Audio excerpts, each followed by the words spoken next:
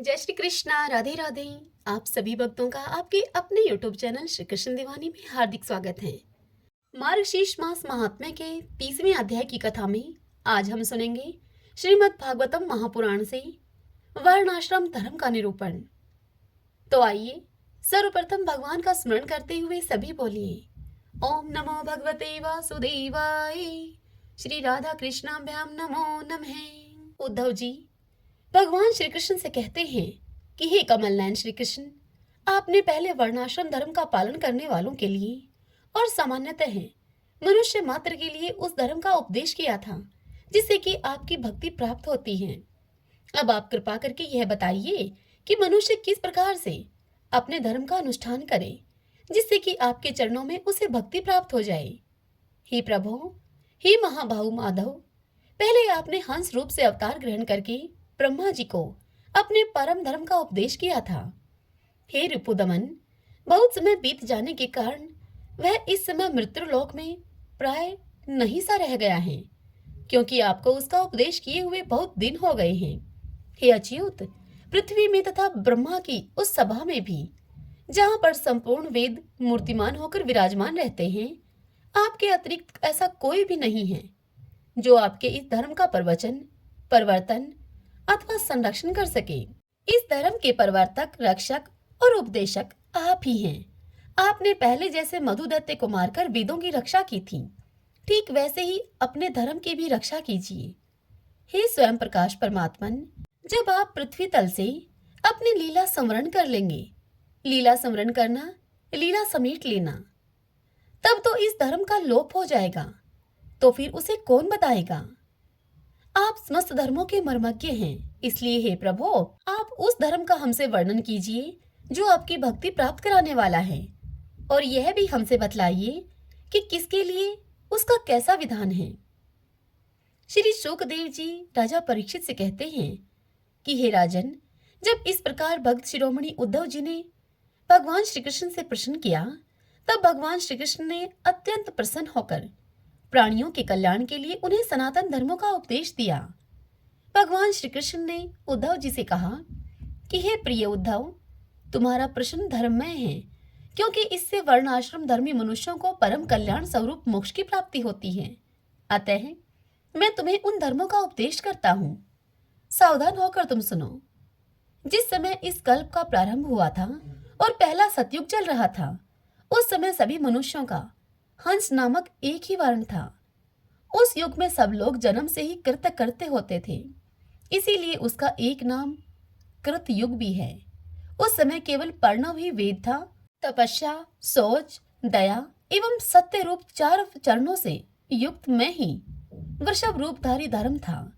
उस समय के निष्पाप एवं परम तपस्वी भगतजन मुझ हंस स्वरूप शुद्ध परमात्मा की उपासना करते थे।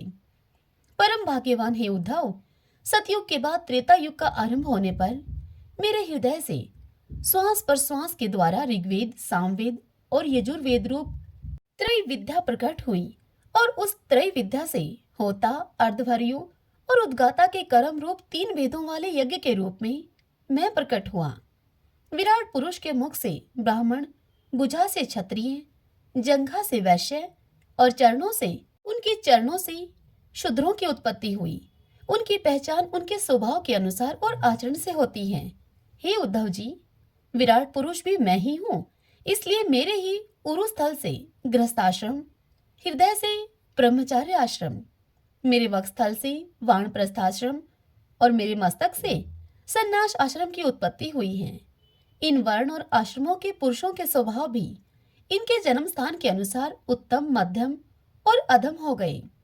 अर्थात उत्तम स्थानों से उत्पन्न होने वाले वर्ण और आश्रमों के स्वभाव उत्तम और अधम स्थानों से उत्पन्न होने वालों के अधम हुए।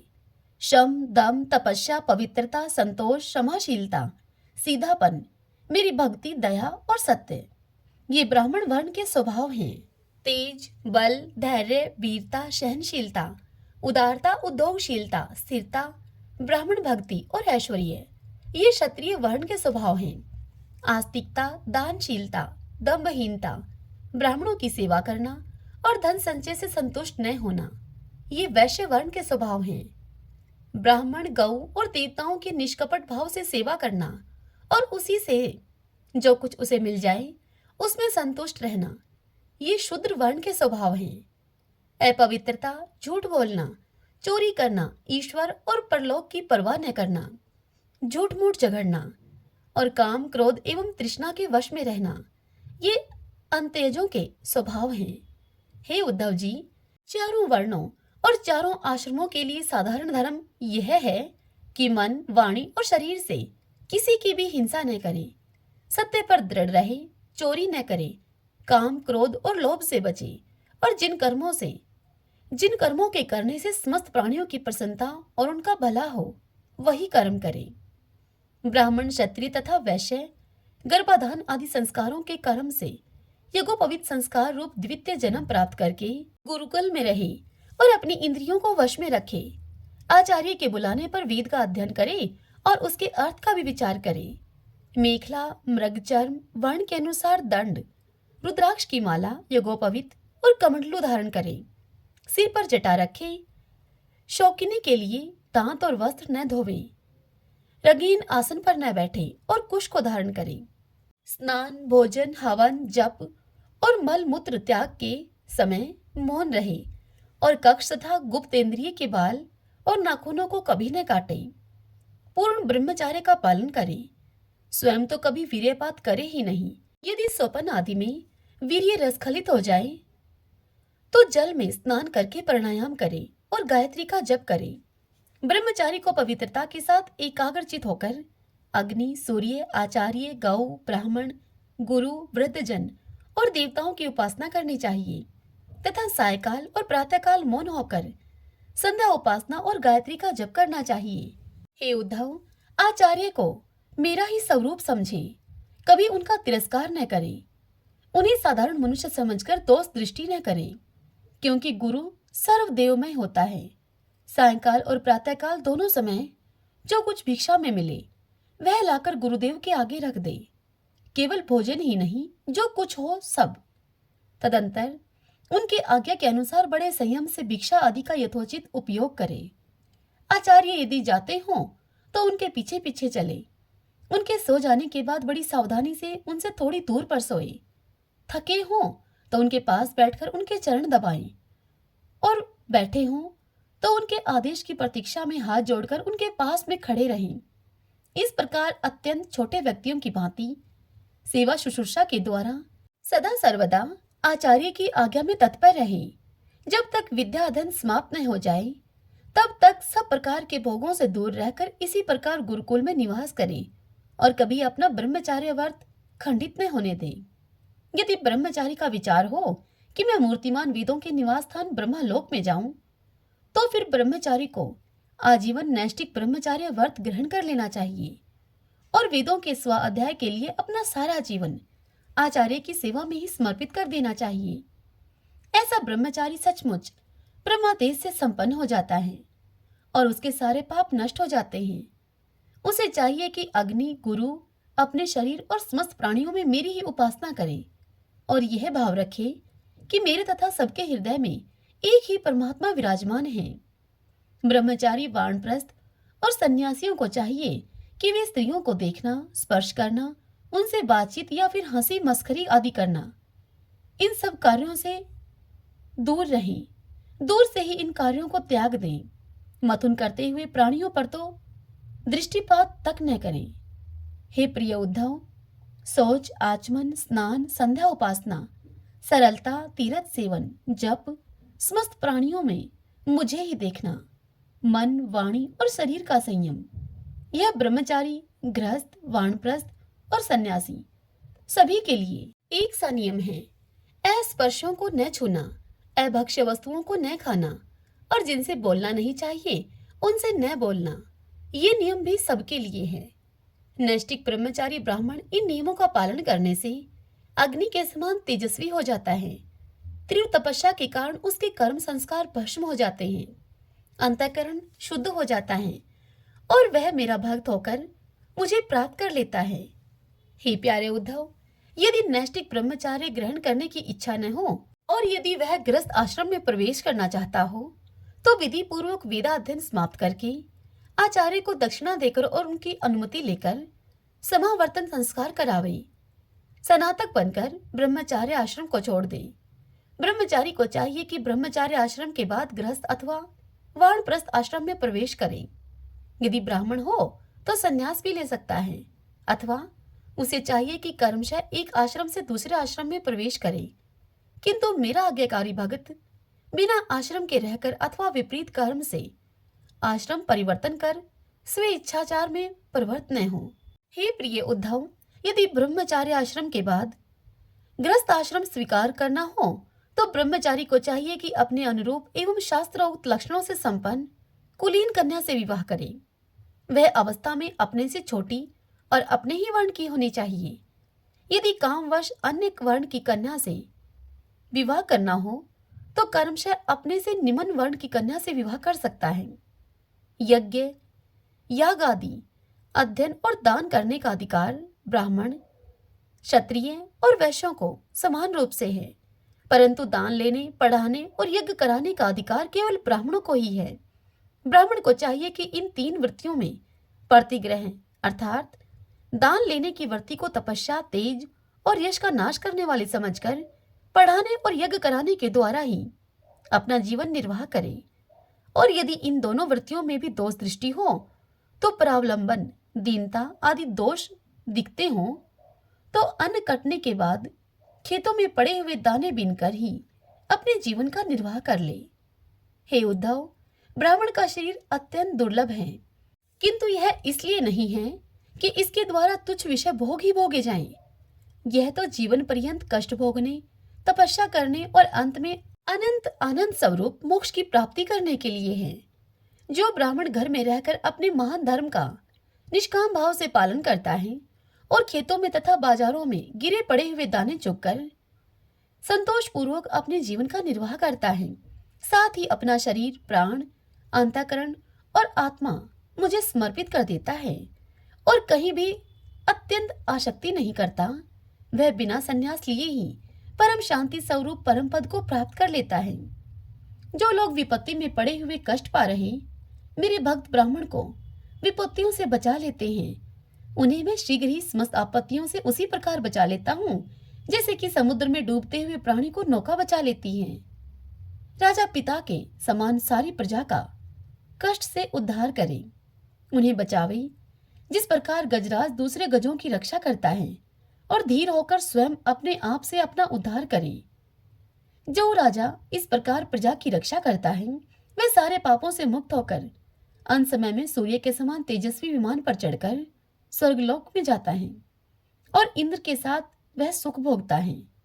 यदि ब्राह्मण अध्यापन अथवा यज्ञ आदि से अपनी जीविका न चला सके तो वैश्यवृत्ति का आश्रय ले ले और जब तक विपत्ति न दूर हो जाए तब तक करे।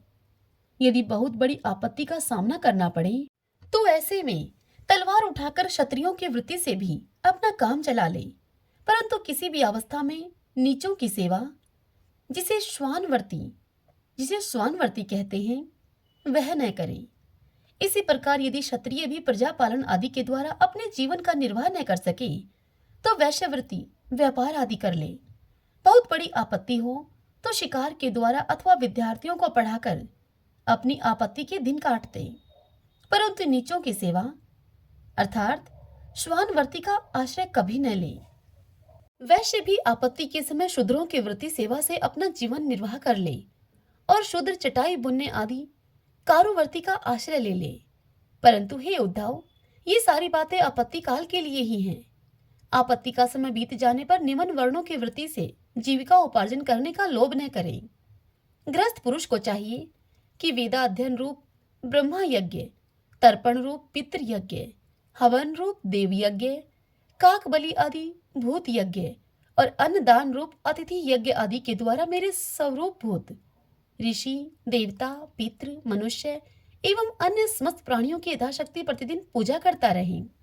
गृहस्थ पुरुष अनायास प्राप्त अथवा शास्त्रोक्त रीति से उपार्जित अपने शुद्ध धन से अपने भृत्य आश्रित प्रजाजन को किसी प्रकार का कष्ट न पहुंचाते हुए न्याय और विधि के साथ ही यज्ञ करे।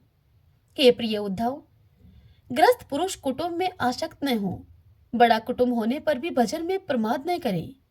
बुद्धिमान पुरुष को यह बात भी समझ लेनी चाहिए कि जैसे इस लोक की सभी वस्तुएं नाशवान हैं, ठीक वैसे ही स्वर्ग आदि परलोक के भोग भी नाशवान हैं।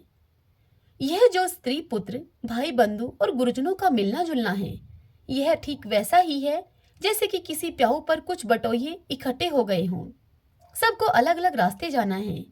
जैसे स्वप्न नींद टूटने तक ही रहता है, ठीक वैसे ही इन मिलने जुलने वालों का यह संबंध भी शरीर के रहने तक ही रहता है। फिर तो कौन किसको पूछता है। गृहस्थ को चाहिए कि इस प्रकार का विचार करके घर गृहस्थी में फंसे नहीं, उसमें इस प्रकार अनासक्त भाव से रहे मानो कि कोई अतिथि निवास कर रहा हो। जो शरीर आदि में अहंकार और घर आदि में ममता नहीं करता, उसे घर गृहस्थी के फंदे बांध नहीं सकते। भक्तिमान पुरुष गृहस्थोचित शास्त्रोक्त कर्मों के द्वारा मेरी आराधना करता हुआ घर में ही रहे, अथवा यदि पुत्रवान हो तो वानप्रस्थ आश्रम में चला जाए या फिर संन्यास आश्रम को स्वीकार कर ले। हे प्रिय उद्धव, जो लोग इस प्रकार का गृहस्थ जीवन न बिताकर घर गृहस्थी में ही आसक्त हो जाते हैं, स्त्री पुत्र और धन की कामनाओं में फंसकर हाय हाय करते रहते हैं और मूढ़तावश स्त्री लंपट और कर्पण होकर मैं और मेरे के फेर में पड़ जाते हैं, वे बंध जाते हैं।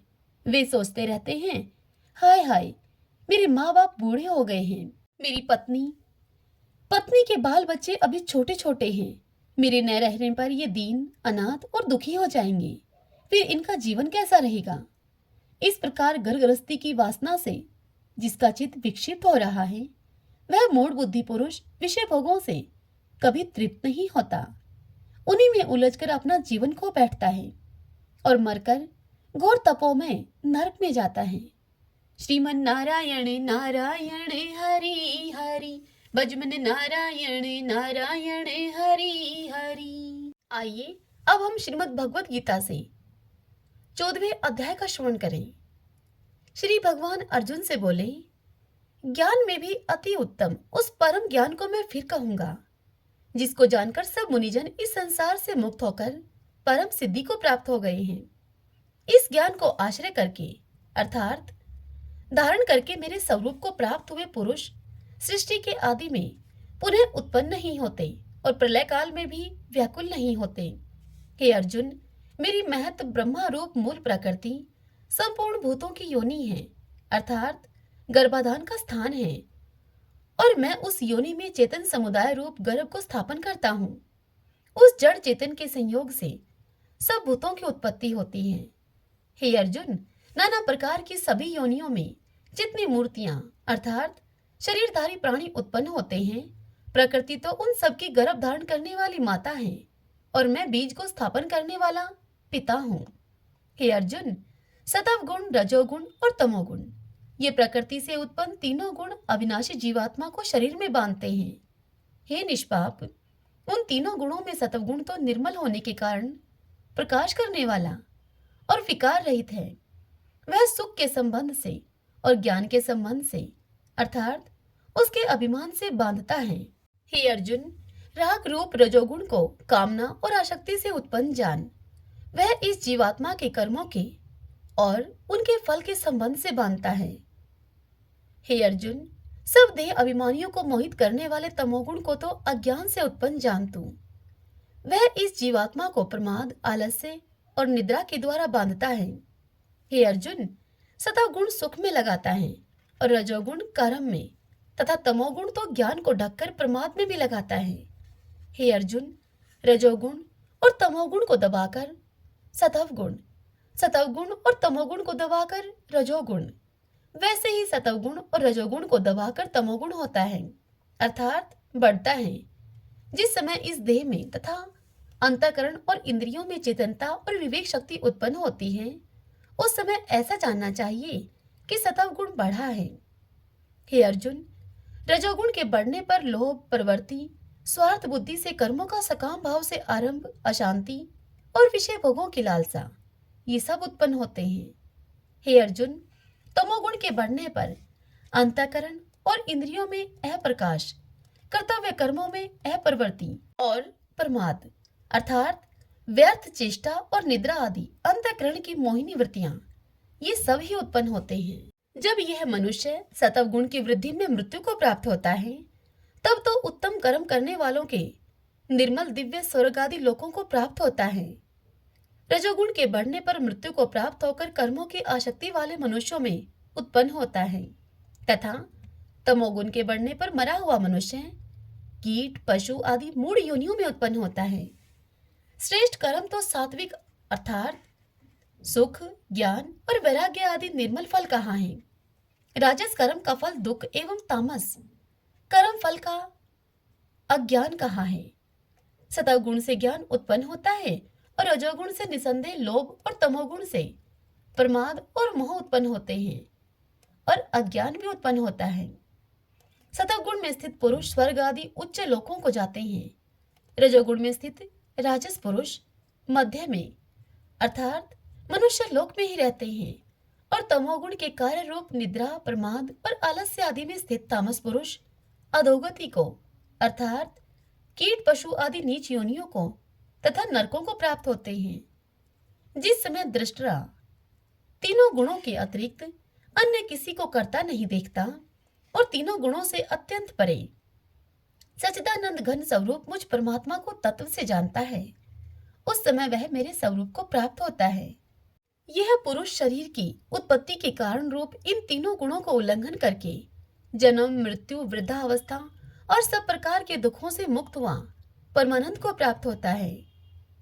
यह सुनकर अर्जुन बोले श्री भगवान से कि इन तीनों गुणों से अतीत पुरुष किन किन लक्षणों से युक्त होता है और किस प्रकार के आचरणों वाला होता है, तथा हे महाप्रभु, मनुष्य किस उपाय से इन तीनों गुणों से अतीत होता है। तब श्री भगवान अर्जुन से बोले, हे अर्जुन, जो पुरुष सतवगुण के कार्य रूप प्रकाश को और रजोगुण के कार्य रूप प्रवृत्ति को तथा तमोगुण के कार्य रूप मोह को भी न तो प्रवृत्त होने पर उनसे द्वेष करता है, न निर्वत होने पर उनकी आकांक्षा करता है, जो साक्षी के सदृश स्थित हुआ गुणों के द्वारा विचलित नहीं किया जा सकता और गुण ही गुणों में बरतते हैं, ऐसा समझता हुआ जो सच्चिदानंद घन परमात्मा में एक ही भाव से स्थित रहता है एवं उस स्थिति से कभी विचलित नहीं होता, जो निरंतर आत्म भाव में स्थित दुख सुख को समान समझने वाला, मिट्टी पत्थर और स्वर्ण में समान भाव रखने वाला, ज्ञानी प्रिय तथा अप्रिय को एक सा मानने वाला और अपनी निंदा स्तुति में भी समान भाव वाला है, जो मान और अपमान में सम है, मित्र और वैरी के पक्ष में भी सम है एवं संपूर्ण आरंभों में कर्तापन के अभिमान से रहित है, वह पुरुष गुणातीत कहा जाता है।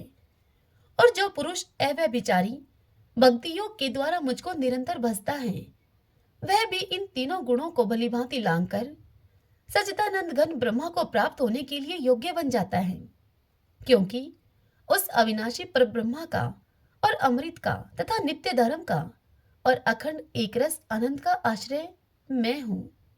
श्रीमन नारायण नारायण हरि हरि, भजमन नारायण नारायण हरि हरि। अब हम श्री विष्णु सहस्त्रनाम स्तोत्र का पाठ करें। यस्य स्मरण मात्रेण जन्म संसार बंधनात् विमुच्यते, नमस्तस्मै विष्णवे प्रभ विष्णवे, नमः समस्त भूतानामादि भूताय भूभृते, अनेक रूप रूपाय विष्णवे प्रभ विष्णवे। ओम विश्वम विष्णु है वषट्कारो भूत भव्य भवत् प्रभु है, भूतकृत भूतभृत भाव भूतात्मा भूत भावने, भूतात्मा परमात्मा च मुक्तानां परमागति है। अब यह पुरुष साक्षी क्षेत्रज्ञो अक्षर एव च, योगो योग विद्याम नेता प्रधान पुरुषेश्वर है, नारसिंह वपु है, श्रीमान केशव पुरुषोत्तम है, सर्व सर्व शिव स्थाणु भूतादीन निर्भय है, संभव भावनो भ्रता प्रभु प्रभु ईश्वर है, स्वयंभू है शंभुरादित्य पुष्कराक्षो महासुन है, अनादि नित्नो दाता विद्याता धातुरुत्तम है, अपरमेयो हर्षिकेश पदम नाभो अमर प्रभु है, विश्वकर्मा मनुस्त्वष्टा सत्विष्टो सत्विरो ध्रुव है, आग्रह है शाश्वत कृष्ण लोहिताक्ष प्रदर्दन है, प्रभुता त्रिकुब्धाम पवित्रम मंगलम परम, ईशाने प्राणदय प्राण ज्येष्ठ श्रेष्ठ प्रजापति है, हिरण्यगर्भ भूगर्भ माधवो मधुसूदन है, ईश्वरो विक्रमी धनवी मेधावी विक्रम कर्म है, अनुत्तमो दुरादर्श कृतज्ञ कर्तिरात्मवान है, सुरेश शरणम शरम विश्वरीता प्रजा भुवः, अह संवत्सरो व्याल है प्रत्यय सर्वदर्शन है, अजय है सर्वेश्वरः सिद्धः सिद्धि सर्वादिरच्युतः वर्षा कपिर्मे आत्मा सर्वयोग विनीह सरतः वसु है वसु मना है सत्य समात्मा असम्मति है समय है अमोघ है पुंडरीकाक्षो वर्षकर्मा वर्षा करती है रुद्रो है बहुशिरा है बबरू है विश्व योनि शुचि श्रवा है अमृत है शाश्वत स्थाणु वरारो महतपा है सर्वज्ञ सर्वविद्वानो विश्वक्षिणो जनार्दन है वेदो है वेद विद्यांगो वेदांगो वेद विद कवि है लोकादक्ष सुरादक्ष धर्मादक्ष कृता कृत चतुरात्मा चतुर्व्यूह चतुर्दृश्य चतुर्भुज है भ्राजिष्णु भोजनम भोक्ता शेषणु जगदादिजय है अनगो विजयो जेता विश्व योनि पुनर्वसु है उपेंद्रो वामन प्रांशु अमोघे सुचि ऊर्जित है अतीन्द्रिय है संग्रह सर्गो धरतात्मा नियमोयमय है वेदो वैदय सदा योगी वीर माधवो मधु है अतीन्द्रियो महामायो महोत्साहो महाबल है महाबुद्धि महावीर्यो महाशक्ति महादुति है अनिर्देश्य वपु है श्रीमान अमे आत्मा महाद्रीद्रक है महिश्वासो महिव्रता श्रीनिवास सताम गति है अनिरुद्ध सुरानंदो गोविंदो गोविंदाम पति है मरीचि है दमन हंसो शो पर्णो भुज गोतम है हिरणाभ सूतपा पदम नाभ प्रजापति है अमृत्यु है सर्वद्रक है सिंह संदाता संधिमान स्त्र है अजो है दुर्मुष्ण शास्ता विश्रुतात्मा सुरारिया है गुरु है गुरुत्तमो धामो सत्य सत्य पराक्रम है निमिष है अनिमिष है सत्रगवि वाचस्पति रुधारदी है अग्रणी है ग्रामणी है श्रीमान न्याय नेता समीरण है शस्त्र मूर्धा विश्वात्मा शस्त्राक्ष शस्त्रपात आवर्तनो निर्वर्तात्मा संवर्त संपर मर्दन है यह संवर्तको वहनीय अनिलो धरणी धर है सुप्रसाद प्रश्नात्मा विषवदरक विषव बुक विभु है सत्कृता सत्कृत साधु जहनो नारायणो नर है असंख्यो अपरमे आत्मा विशिष्ट शिष्टकृत सूचि है सिद्धार्थ सिद्धि संकल्प है सिद्धि द सिद्धि साधन है वर्षाई वर्षपो विष्णु वर्ष पर वर्षोदर है वर्धनो वर्धमान है विविक्त श्रुति सागर है सुभजो दुर्धरो वाग्मी महेंद्रो वसुधो वसु है नेक रूप व्रत रूप है सिप वृष्टि प्रकाश ने है औजस्ते जो दूती दर प्रकाशात्मा प्रताप ने है रिद्ध स्पष्ट अक्षरो मंत्र चंद्राशो भास्कर धोती है अमृतम शुद्ध भानु शशबिंदु सुरेश्वर है औषधम जगते सेतु सत्य धर्म पराक्रम है भूत भव्य भवननाथ है पवन पावनो अनल है काम काम कृत कांत है काम है काम प्रदय प्रभु है युगाधिकृत युगावर्तो नेकमायो महाशन है अदृश्य अव्यक्त रूप शस्त्रजित अनंत जित है इष्टो अवशिष्ट शिष्टेष्ट शिखंडी नवशो वर्ष है क्रोध क्रोध कृत करता विश्व बाहु महिधर है अच्युत प्रतित प्राण है प्राण दो वासवानुज है अपाम निदिर्दिष्टा नम परमतः प्रतिष्ठित है स्कंद स्कंदरो दुर्यो वर्दो वायु वाहन है वासुदेव प्रतभानु आदि देव पुरंदर है अशोक स्तारण स्तार शूर शौरी जनेश्वर है अनुकूल शतावर्त है पद्मी पदम निवेक्षण है पद्मनाभो अरविंदाक्ष पदम गर्भ शरीर भृत है महदीरिदो वरदात्मा मोक्षो गरुड़ो दुजय है अतुल शर्वो भीम समयगो हवि हरि है सर्वलक्षण लक्षणयो लक्ष्मीवान समिंत जय है वीक्षरो रोहितो मार्गो हेतु दामोदर सह महिद्रय महाभागो वेगवान मिताश्न है उद्भव शोभनो देव श्री गर्भ परमेश्वर है कर्णम कारणम कर्ता विकर्ता गहनो गो है व्यवसायो व्यवस्थान संस्थान स्थान दो ध्रुव प्रहृदि परम स्पष्ट चतुष्ट पुष्ट शुभेक्षण है रामो विरामो वीर जो मार्गो नेवन्यो अन्य है वीर शक्ति मतम श्रेष्ठो धर्मो धर्म विदुत्तम है वैकुंठ पुरुष प्राण प्राणदय प्रणवय प्रथु है हिरण्यगर्भ शत्रुघ्नो व्याप्तो वायुर्दोक्ष है ऋतु है सुदर्शन काल परमेष्टि परिग्रह है उग्र संवत्सरो दक्षो विश्रमो विश्व दक्षिण है विस्तार स्थावर स्थाणु परमाणम बीजम व्ययम अर्थो अनर्थो महाकोशो महाभोगो महाधन है अनिर्विणय सत्विष्ट है अभू है धर्म यूपो महामख है नक्षत्र नेमी नक्षत्री शमय शामय शमी हन है यज्ञ इज्य महिजय चे कर्तुस्त्रम स्ताम गति है सर्वदर्शी विमुक्तात्मा सर्वज्ञो ज्ञानम उत्तमम सुवर्त सुमुख सूक्ष्म सुघोष सुखद सुहृत है मनोहरो जीत क्रोधो वीरबाहु विधारण है स्वापन सर्वशो व्यापी नेकात्मा नेक क्रम करत वत्सरो वत्सलो वत्सी रतन गर्भ धनेश्वर है धर्म गोप धर्म कृत धर्मी शत अशत शर्म अक्षरम अविज्ञाता शस्त्रांशु विधाता कृत लक्षण है गपस्ती ने मी सत्वस्त सिंहो भूत महेश्वर है आदि देवो महादेव देवशो देव भ्रत गुरु है उत्तर गोपतिर गुप्ता ज्ञान गम्य पुरातन है शरीर भूत भ्रत भुक्ता कपिंद्रो बुरी दक्षिण है सोमपो अमृतप है सोम है पुरुषित पुरुषोत्तम है विनियोजय सत्य संदो दाशर सत्वतम पति है जीवो है विनिता साक्षी मुकुंदो अमित विक्रम है अंबो निदीर्णंतात्मा मोदधिशयो अनंत के अजय है मारे है स्वभाव जीता मित्र प्रमोदने आनंदो नंदनो नंद सत्य धर्मा त्रिविक्रमे महर्षि कपिलाचार्य कर्तघ मेदनी पति हैं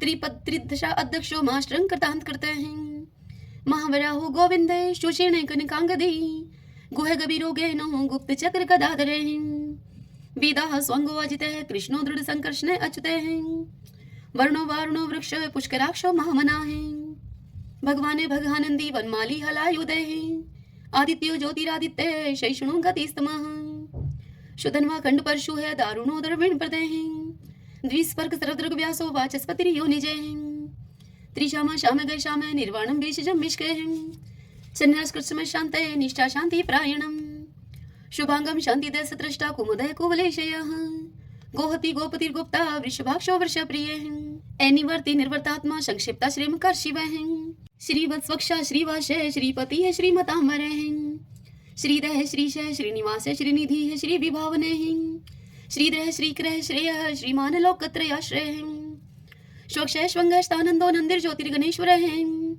विजितात्मा विधेयात्मा सत्कीर्ति छिन संशय उदृण सर्वत चक्षु अनिश शाश्वत अस्त्र भूषयो भूषणो भूत विशोक शोक नाशन अर्चिस्मान अर्चित कुंभ विशुद्धात्मा विशोधन अनिरुद्धो अप्रतिरथ प्रद्युम्नो अमित विक्रम कालने मीनिहा वीर शौरी शूर्जनेश्वर त्रिलोकात्मा त्रिलोकेश केशव केशिहारी कामदेव कामपाल कामिकांत कृतागम अनिर्देश वपु विष्णु वीरो अनंतो धनंजय ब्राह्मणियो ब्रह्माकृत ब्रह्मा ब्रह्म ब्रह्मा विवर्धने ब्रह्माविद ब्राह्मणो ब्रह्मी ब्रह्माज्ञो ब्राह्मण प्रिय महाकर्मो महाकर्मा महातेजा महोरगे महाक्रतु महायज्वा महायगो महावीर सत्वय स्तोप्रिय स्तोत्रम स्तोतारण प्रिय पूर्ण पुरिता पुण्य पुण्य कीर्ति अनामय मनोजव तीरथ करो वसुरेता वसुप्रदय वसुप्रदो वासुदेवो वसु है वसु मनाहावी सदगति है सत्कृति है सत्ता सद्भूति सत्य प्रायण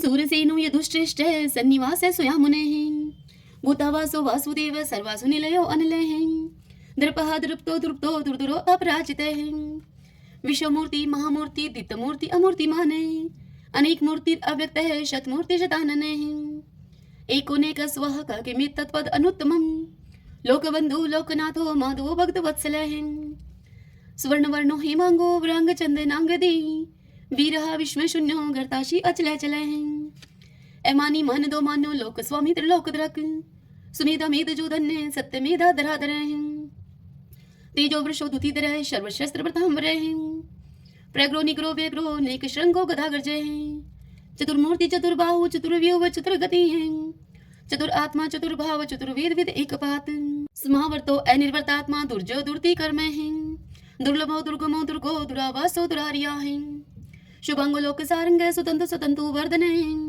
इंद्र कर्मा महाकर्मा कृतकर्मा कृतागम उद्भवो सुंदरो सुंदो रत्ननाभ सुलोचन अर्को वाशन श्रृंगी जयंत सर विजयी है स्वर्ण बिंदु अक्षोभ सर्वागी सुरेश्वर महाहदो महागतो महाभूतो महानिधि कुंदय कुंदर कुंदय पर्जने पावनो अनिल अमृताशो अमृतोपु सर्वज्ञ सर्वतो मुखे शुलुभ शुवर्त सिद्ध शत्रुज शत्रुतापन ने क्रोध उदम्बरो अशुत चाणुरांत निशोधन शस्त्रार्थी सप्तजीव सप्तदा सप्तवाहन अमूर्ति अनग अचिंत्य भयकृत भय नाशन अणुः व्रतः कृश स्थूल गुणमृत निर्गुण महान ऐदृत सवदृत श्वास प्रागवंशो वंशवर्धन भारव्रत कथित योगी योगीश सर्व कामदय आश्रम शर्मण श्याम सुपर्णो वायु वाहन धनुर्धरो धनुर्वेदो दंडो दमिता दमः अपराजित सर्वशहो नियंता नियमो अयमः सतोवान सात्विक सत्य सत्य धर्म प्रायण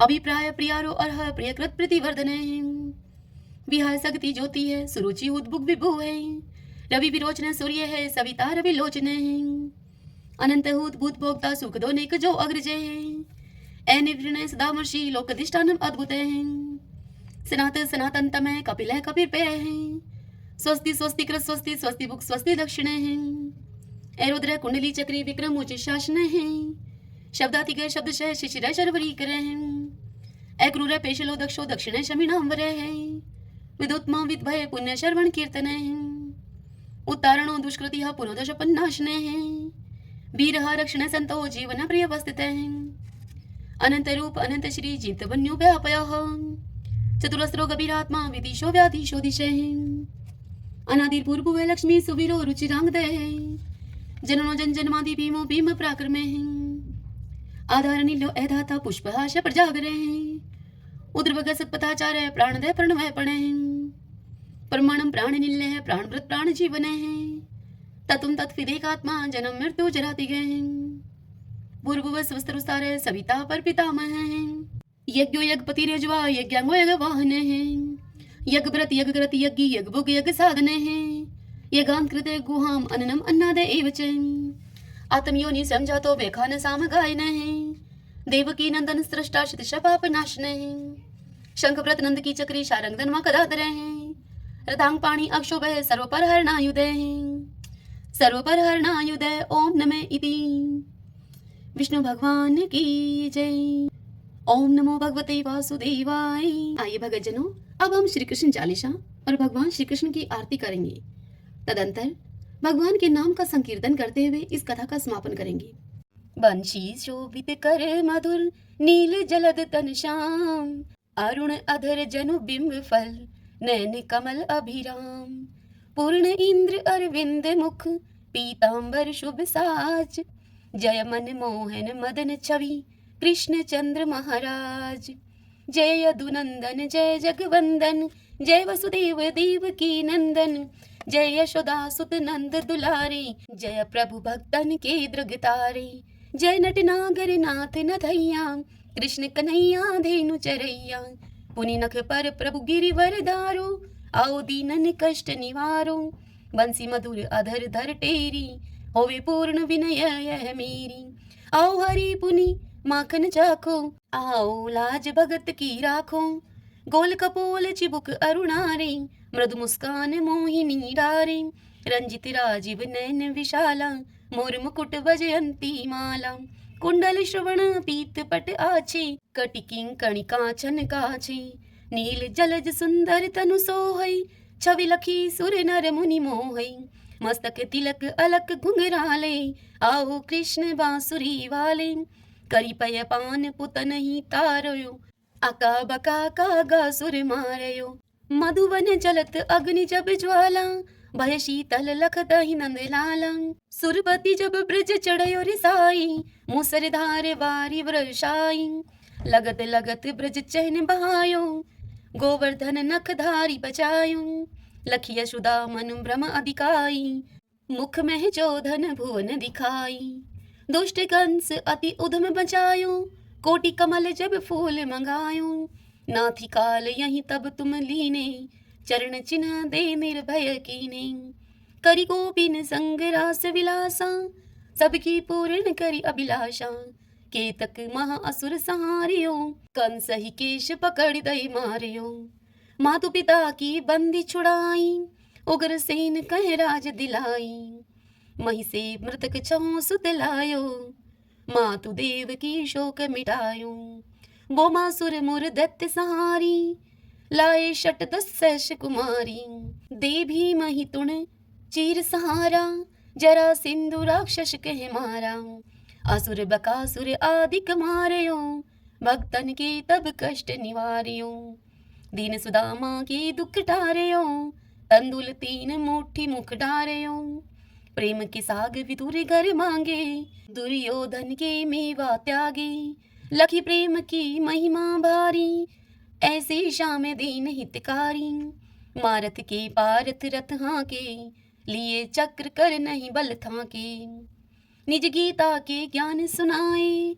भक्त हृदय सुधा बरसाए मीरा थी ऐसी मत वाली विष पी गई बजा करके ताली राणा भेजा सांप पिटारी शाली ग्राम बने बनवारी निज माया तुम विध ही दिखायो उड़ते संशय शकल मिटायो तब शत निंदा करी तत्काला जीवन मुक्त भयो शिशुपाला जब ही द्रौपदी टेर लगाई दीनानाथ लाज अब जाई तुरत ही बसन बने नंद लाला बड़े चीर भय अरि मुँह काला अस अनाथ के नाथ कन्हैया, डूबत भंवर बचावत नैया। सुंदर दास आस उरधारी, दया दृष्टि कीजे बनवारी। नाथ सकल मम कुमति निवारो, क्षमहु वेगी अपराध हमारो। खोलो पट अब दर्शन दीजिए, बोलो कृष्ण कन्हैया की जय। बोलो कृष्ण कन्हैया की जय।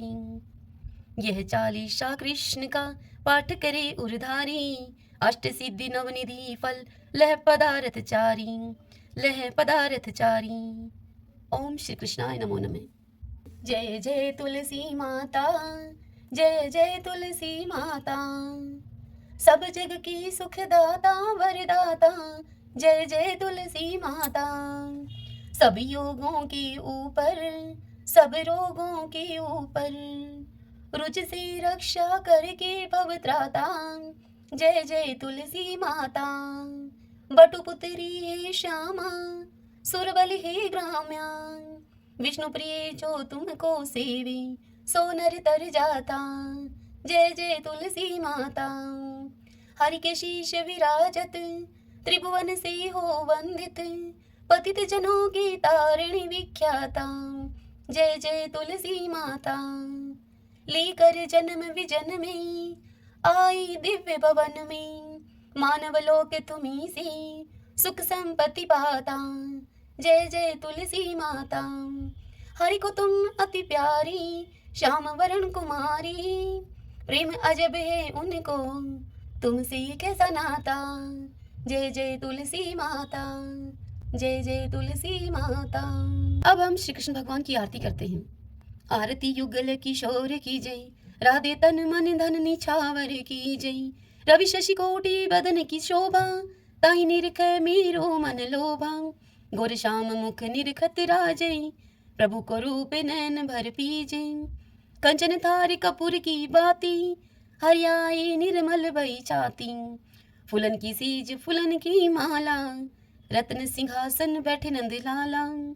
मोर मुकुट मुरली कर सोहे, नटवर वेश देख मन मोहे। ओढ़ो नील पीत पट सारी, कुंज बिहारी गिरवरधारी। श्री पुरुषोत्तम गिरवरधारी, आरती करत सकल ब्रज नारी। नंद नंदन वृषभानु किशोरी, परमानंद स्वामी अविचल जोरी।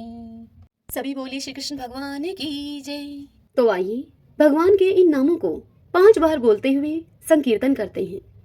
श्री कृष्ण गोविंद हरि मुरारी, हे नाथ नारायण वासुदेव। श्री कृष्ण गोविंद हरि मुरारी, हे नाथ नारायण वासुदेव। श्री कृष्ण गोविंद हरि मुरारी, हे नाथ नारायण वासुदेव। श्री कृष्ण गोविंद हरि मुरारी, हे नाथ नारायण वासुदेव। श्री कृष्ण गोविंद हरि मुरारी, हे नाथ नारायण वासुदेव।